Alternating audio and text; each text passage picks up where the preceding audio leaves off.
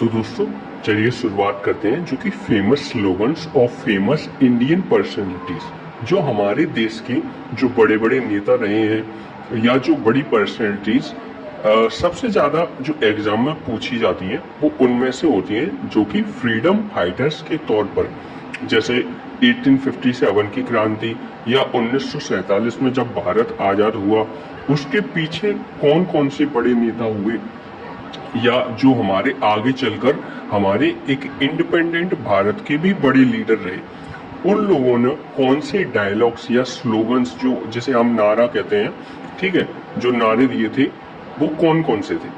तो देखिए सबसे पहले देखते हैं जवाहरलाल नेहरू। इन्होंने कौन सा दिया कि आराम हराम है, पूर्ण स्वराज, फुल सेल्फ गवर्नेंस। और ये आपको रावी नदी के पास जवाहरलाल नेहरू के साथ जब उनके लोगों के साथ, उनके लीडर्स के साथ मीटिंग हुई थी तो उन्होंने पूर्ण स्वराज का यहाँ पर नारा दिया था। Who lives if India dies, ठीक है, भारत में, क्योंकि ऐसे अब आप देखोगे who lives if India dies यानी कि आपस में ये कुछ ऐसी बात हुई होगी कि भारत में कौन रहेगा जब सभी लोग खत्म हो जाएंगे। Who lives if India dies, ठीक है, कि जैसे क्या होता था कि आंदोलनों के दौरान कभी कभार कुछ अलग अलग डिफरेंट रिलीजन्स के लोग जो होते थे वो आपस में भिड़ जाया करते थे। यानी कि अगर सभी लोग खत्म हो जाएंगे, यानी कि अब जैसे मान के चलिए कभी कभार ऐसा कोई आंदोलन जिसमें कि ब्रिटिश और इंडियंस लोगों की टक्कर हो रही है, आपस में लोगों की टक्कर हो रही है, तो इससे क्या होता है, नुकसान तो बहुत ज्यादा होता है और दोनों तरफ ही होता है।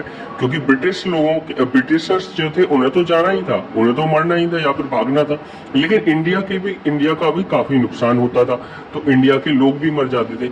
इसलिए ये एक dialogue, who lives if India dies. अब देखिए नेक्स्ट देखते हैं मारो फिरंगी को। मारो फिरंगी को ये मंगल पांडे ने दिया था जो कि 1857 के दौरान था, ठीक है। जैसा कि आपको याद होगा, आपने पढ़ा होगा कि जो कारतूस हुआ करते थे जिसमें कि गाय और सुअर की चर्बी का इस्तेमाल किया जाता था, जब इंडियन लोगों को ये पता चला, क्योंकि जो गाय होती है वो हिंदू रिलीजन में बहुत ही ज्यादा पवित्र एनिमल माना जाता है, और ऐसे ही मुस्लिम धर्म में जो होता है वो पिग, जो सुअर होता है, उसे पवित्र एनिमल माना जाता है। भाई एनिमल कोई सा भी हो, सभी अच्छे ही होते हैं, सभी प्यारे होते हैं, लेकिन यहाँ पर क्या था कि जिस चीज की हम पूजा करते हैं, जिसे हम अपने धर्म में बड़ा मानते हैं, सम्मान के तौर पर देखते हैं, उसी चीज का गलत तरीके से इस्तेमाल करना, उनकी मार काट करना उन एनिमल्स को, तो यहाँ से ये मंगल पांडे, मारो फिरंगी को ये सब उन्होंने ये डायलॉग दिया, उन्होंने लोगों को इकट्ठा किया। महात्मा गांधी, भारत छोड़ो, क्विट इंडिया, जो कि 1942 में इन्होंने दिया। 1942 में महात्मा गांधी, भारत छोड़ो, क्विट इंडिया। हे Ram, do or die. Do or die का क्या था, करो या मरो। एक और था जो कि उन्होंने एक सेंटेंस का क्या कहा कि there is no salvation. Salvation का मतलब होता है मुक्ति, फॉर इंडिया, यानी कि भारत के लिए, या भारत की जो परेशानियां हैं, जो गरीबी है, जो हमें आजादी मिल नहीं रही है, उसके लिए उन्होंने कहा कि इसके लिए कोई मुक्ति नहीं है। क्यों? क्योंकि unless you strip yourself of this jewellery, जब तक आप अपने शरीर की जो ज्वेलरी आप उसे उतार नहीं देते, और उसे किसके लिए इस्तेमाल करें, जो कि भारत में जो लोग रहते हैं, दीन असहाय गरीब जो लोग रहते हैं, उनके लिए आप इस्तेमाल नहीं करते, तब तक वो सब आपका बेकार है और आपको कभी मुक्ति नहीं मिल सकती। तो देखिए अब इसके जो ये डायलॉग था, जो महात्मा गांधी ने जो डायलॉग दिया था, उसके पीछे की हिस्ट्री क्या थी।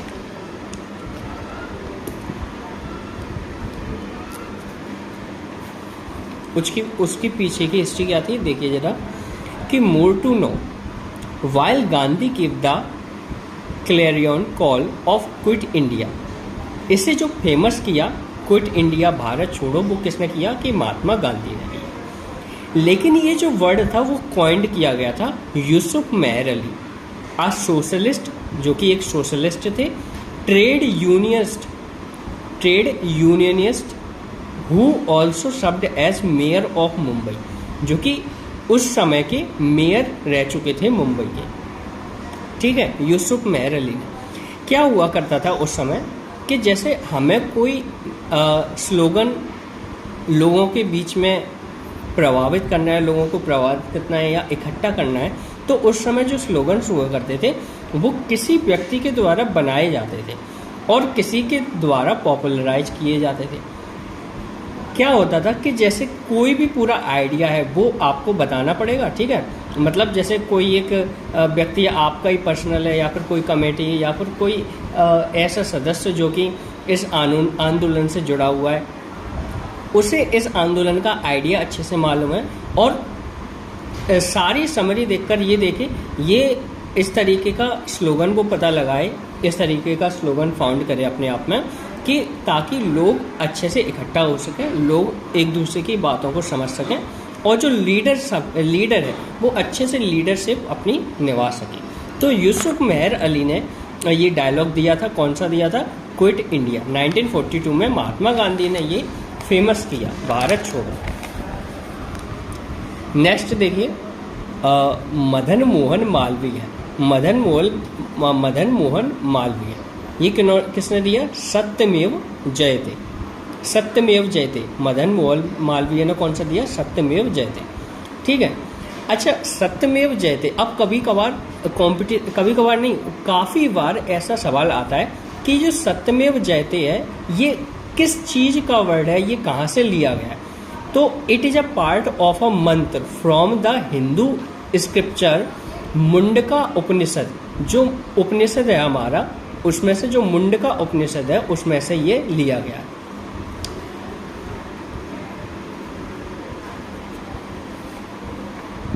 It is inscribed in the Devanagari script at the base of the line capital of Ashoka. ये एक देवनागरी स्क्रिप्ट है, ये जो वर्ड लिखा है सत्यमेव जयते, ये देवनागरी स्क्रिप्ट है, उसमें से ये लिया गया है, जो कि कैपिटल ऑफ अशोका, जैसा कि आपको मालूम है, ठीक है, सारनाथ वाराणसी, जहाँ पर capital of Ashoka and forms an integral part of an Indian national state emblem. जैसे हम अपने भारतीय का, जैसे आप कोई भी चीज़ देखेंगे, जैसे कि अपना जो जैसे 1 रुपये का सिक्का भी जो हुआ करता था, ठीक है, और जो है अभी, उस पर भी स्टेट एम्बलम होता है, ठीक है, स्टेट एम्बलम, जो कि आप देखते हैं जिसमें कि लॉयंस होते हैं, ठीक है, नीचे एक लोटस टाइप का उल्टा जो फ्लावर टाइप का बना होता है, एक अवैकस होता है पूरा, उसमें कुछ एनिमल्स की पिक्चर्स होती हैं, ठीक है, लायन बफेलो वगैरह की, और बीच में जो व्हील होता है, इंडियन फ्लैग का जो व्हील होता है, जो चक्र होता है, वो लगा होता है, ठीक है। स्टेट एम्बलम ये हमारा जो नेशनल एम्बलम है, ठीक है, वो हमारा इसी ये शब्द को दर्शाता है, सत्यमेव जयते। ये मुंडका उपनिषद से लिया गया है, जो कि किसने फेमस किया था? मदन मोहन मालवीय। और जो अशोका जो रूलर रहा था, ठीक है, उसके द्वारा ये स्कल्पचर जो ये जो स्टोन के जरिए, एक स्टोन के जरिए ये जैसे उनके यहाँ पर जो कोई भी स्टोन जो मूर्तियाँ बनाने वाले होंगे फेमस, उनसे उन्होंने ये बनवाए थे। आगे चल के पढ़ेंगे, नोटबुक में है ये सब। राम प्रसाद बिस्मिल के द्वारा कौन सा? सरफरोशी की तमन्ना अब हमारे दिल में है। बाल गंगाधर तिलक, स्वराज इज माई, बाल गंगाधर तिलक, ध्यान रखना ये बहुत फेमस है, Bal Gangadhar Tilak. Swaraj is my birthright and I shall have it. Swaraj जो है, जो वो मेरा जन्मसिद्ध अधिकार है और मैं इसे लेकर ही रहूँगा, ठीक है। जय जवान जय किसान, ये किसने दिया था? लाल बहादुर शास्त्री। जिसे आप किसानों का या गरीबों का नेता भी कह सकते हैं, जय जवान जय किसान। और एक और ऐसे ही सेम पर्सन थे जिन्हें किसानों का नेता भी कहा जाता था, तो वो भी हम देखेंगे। और इसके बारे में एक क्वेश्चन आता है लाल बहादुर शास्त्री के बारे में, कि वन एंड ओनली वन, सिर्फ ऐसे देश के पहले प्रधानमंत्री जिनकी मृत्यु विदेश में हुई थी, और वो विदेश कौन था? वो था उज्बेकिस्तान, जहाँ पर लाल बहादुर शास्त्री की मृत्यु हुई थी। जय जवान जय किसान, इनके द्वारा ये स्लोगन दिया गया था। नेक्स्ट क्या है? नेक्स्ट देखते हैं, वी.आर. अम्बेडकर, यानी कि भीमराव अम्बेडकर। भाई भीमराव अम्बेडकर जो हम बोल रहे हैं, जो मैं बोल रहा हूँ, वो आप उसे नोट भी करिए साथ साथ। बी.आर. अम्बेडकर। आपसे सवाल पूछा जाता है कंपटीशन में कि देश का पहला कानून मंत्री कौन था, ठीक है, और कॉन्स्टिट्यूशनल असेंबली ठीक है, हमारे कॉन्स्टिट्यूशन के जनक जो फादर है वो भी भीमराव अंबेडकर है, पहले कानून मंत्री भी भीमराव अंबेडकर ही थे। ठीक है, law minister. Nobody holds any patent right in the fundamental idea of constitution.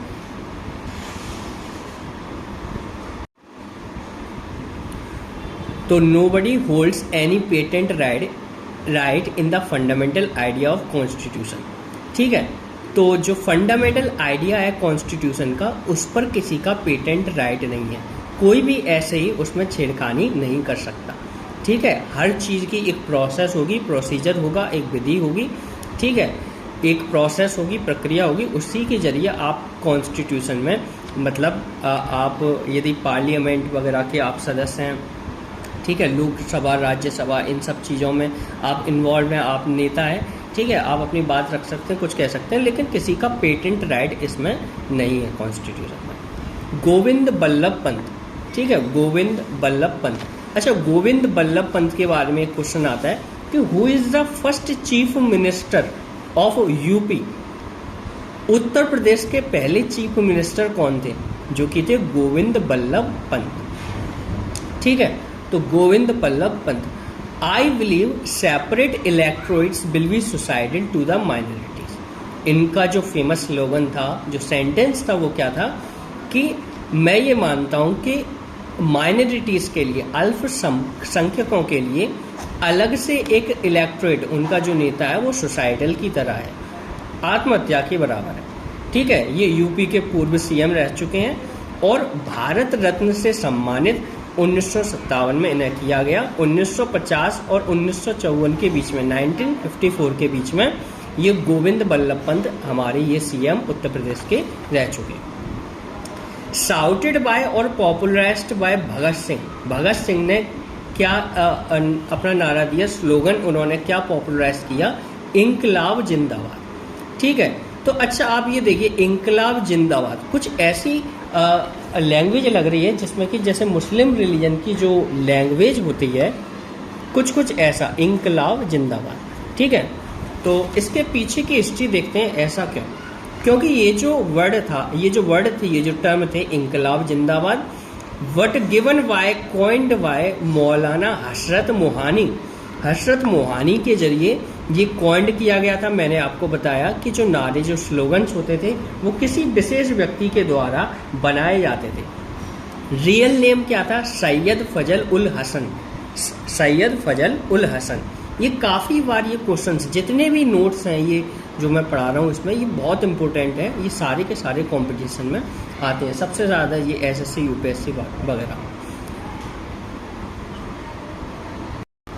तो अब नेक्स्ट देखते हैं, लाला लजपत राय के द्वारा कौन सा दिया गया था? Simon go back.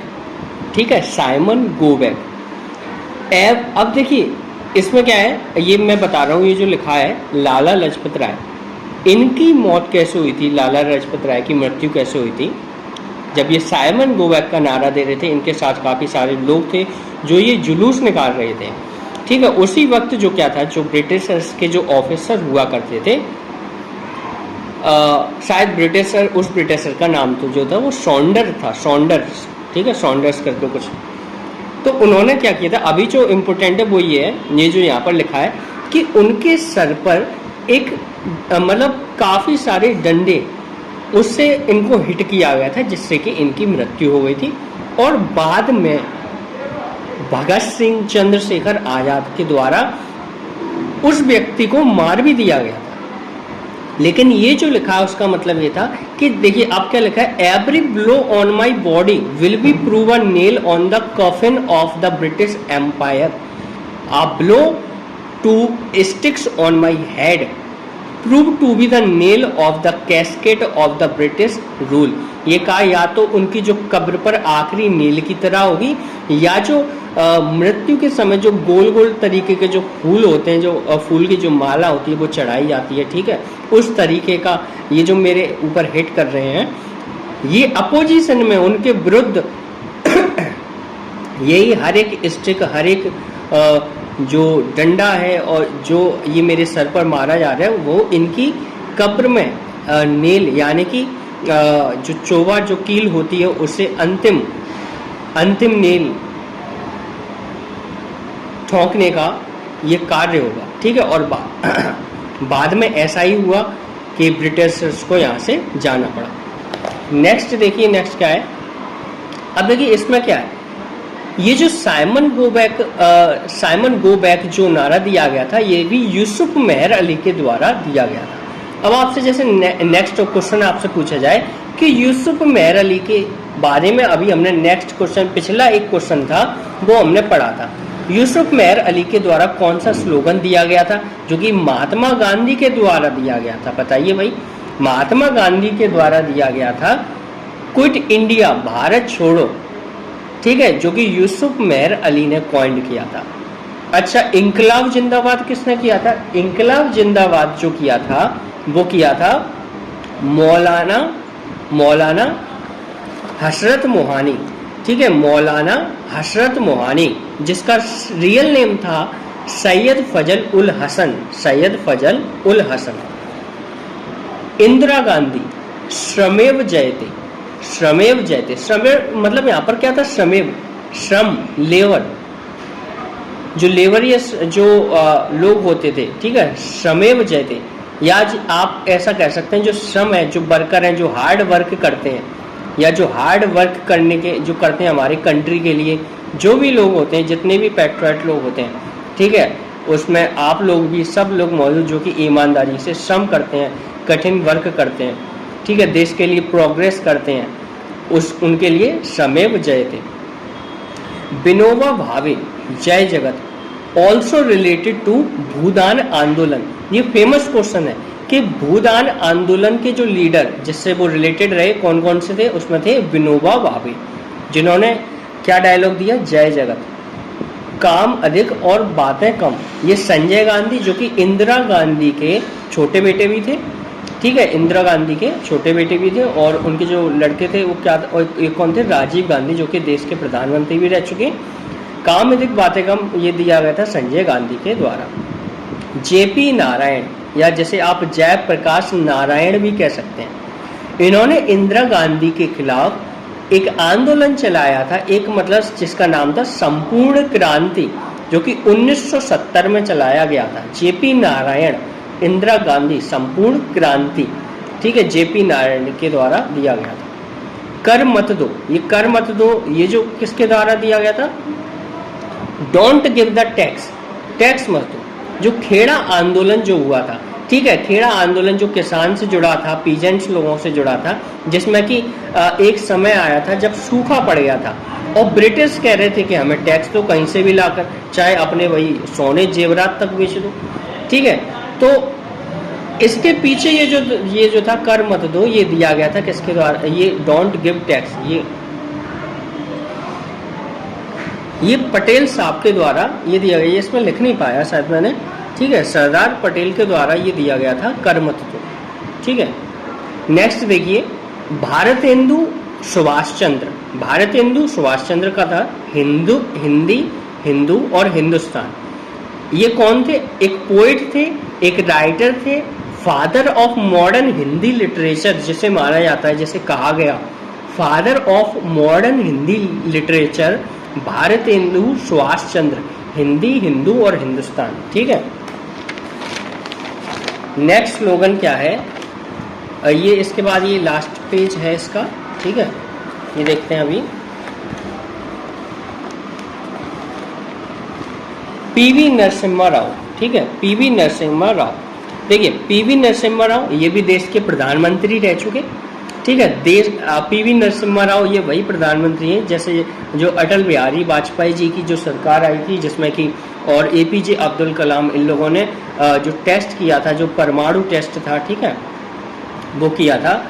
तो ये उनसे पहले किसकी सरकार थी? इनकी पीवी नरसिम्हा राव की, ठीक है, जिसने एक इनके बारे में एक फेमस डायलॉग है कि काम तो पूरा हो गया कि बस बटन दबाना बाकी रह गया, ठीक है। तो इसमें उसी टेस्ट के लिए उन्होंने कहा था कि सब चीज़ है, सारी व्यवस्था है, ठीक है, बस आपको अपना काम करना है, ठीक है, अटल बिहारी वाजपेयी जी के लिए और एपीजे अब्दुल कलाम के लिए, ठीक है। तो अटल बिहारी वाजपेयी इसके पीवी नरसिम्हा राव के बारे में क्या दिया गया, देश बचाओ देश बनाओ, देश बचाओ देश बनाओ, देश बचाओ देश बनाओ। अच्छा, आप इसकी हिंट एक ऐसे ही ट्रिक ले सकते हैं, आप अगर आपको याद हो गया तो अच्छी बात है, आपकी दूसरी ट्रिक है वो भी अच्छी बात है। एक फिलहाल मैंने यहाँ पर ऐसे ही लिख दी थी कि जैसे विष्णु भगवान के जो अवतार थे नरसिंह भगवान, तो उन्होंने प्रहलाद को बचाया था, ठीक है, प्रहलाद को बचाया था। तो बचाने की बात से आ रही है देश बचाओ देश बनाओ, बचाओ, ठीक है। अटल बिहारी वाजपेयी, जय जवान जय किसान और जय विज्ञान अटल बिहारी वाजपेयी के द्वारा दिया गया। और हाल फिलहाल ही में जो नरेंद्र मोदी जी के द्वारा दिया गया वो दिया गया जय जवान जय किसान जय विज्ञान और जय अनुसंधान। अनुसंधान का मतलब क्या होता है, रिसर्च। अनुसंधान का मतलब क्या होता है, रिसर्च, ठीक है। चंद्रशेखर आजाद के बारे में फेमस डायलॉग स्लोगन क्या है, उन्होंने क्या कहा, दुश्मन की गोलियों का हम सामना करेंगे, आजाद है रहे आजाद ही रहेंगे, ठीक है, आजाद है रहे आजाद ही रहेंगे। ये यहाँ पर आजाद, ठीक है, ये डायलॉग था इनके जरिए, आजाद है रहे आजाद ही रहेंगे, ठीक है। और नेक्स्ट क्या था, if your blood does not rage, ठीक है, it is water that flows in your veins, ठीक है। भाई सीधी बात है, अगर आपके खून में कोई खौल नहीं, कोई उबाल नहीं, ठीक है, तो वो खून नहीं, वो पानी है, ठीक है। इनका सबका इसका मतलब ही यही था कि हम ब्रिटिश लोगों की कैद में नहीं रहेंगे, उनकी बंदिश में नहीं रहेंगे, हम सिर्फ आज़ाद रहेंगे, एकदम फ्री रहेंगे, ठीक है। ऐसी जवानी किस काम की जो कि अपने देश के काम ना आए, कुछ ऐसा था इसमें, ऐसी जवानी किसी काम की नहीं जो अपनी मातृभूमि के काम ना आ सके, ठीक है। ये इन्होंने ये डायलॉग्स, ये स्लोगन दिए थे जो कि बहुत फेमस हुए थे। और नेक्स्ट क्या है देखें, अब देखिए कुछ ऐसे सॉन्ग्स जो कि फेमस सॉन्ग्स, ठीक है, जो कि किसके द्वारा लिखे गए। अब देखिए वंदे मातरम बंकिम चंद्र चटर्जी, या आप जैसे चट्टोपाध्याय भी कहते हैं, जनगण मन रविंद्रनाथ टैगोर के द्वारा, जनगण मन रविंद्रनाथ टैगोर के द्वारा। और क्वेश्चन आता है ये कब सबसे पहली बार गाया गया था, तो 1911 में ये गाया गया था। इकला चलो, ये भी रविंद्रनाथ टैगोर, इकला चलो रे, ठीक है, रविंद्रनाथ टैगोर। मेरे वतन के लोगों, ये गाया किसके जरिए गया था, लता मंगेशकर के द्वारा। और ये लिखा किसने था, तो कवि प्रदीप। सारे जहां से अच्छा हिंदुस्तान हमारा, सारे जहां से अच्छा हिंदुस्तान हमारा, तो इसके राइटर ये देखिए फेमस, और कितनी अच्छी बात है ये, ठीक है। इसमें सारे जहां से अच्छा हिंदुस्तान हमारा, मतलब जिस तरीके से लोग कुछ गलत लोगों की आइडेंटिटी बनाकर एक दूसरे के ऊपर रिलीजन को थोप देते हैं, ये गलत होता है। आप गलत लोगों से किसी रिलीजन की पहचान मत करिए। यदि अच्छे लोग हैं और होते हैं तो उनके जरिए रिलीजन की पहचान करिए। अब ये भी एक मुसलमान थे, मोहम्मद इकबाल, अब इन्होंने अपनी कंट्री के लिए ही दिया, ठीक है, पूरा एक गाना लिखा, सारे जहाँ से अच्छा हिंदुस्तान हमारा, हम बुलबुले हैं इसके, कुछ ऐसे करके, ठीक है। ये सब मोहम्मद इकबाल, ठीक है। एक दूसरे पर गलत लोगों की आइडेंटिटी लेकर ब्लेम मत करिए, मत लड़िए, ठीक है।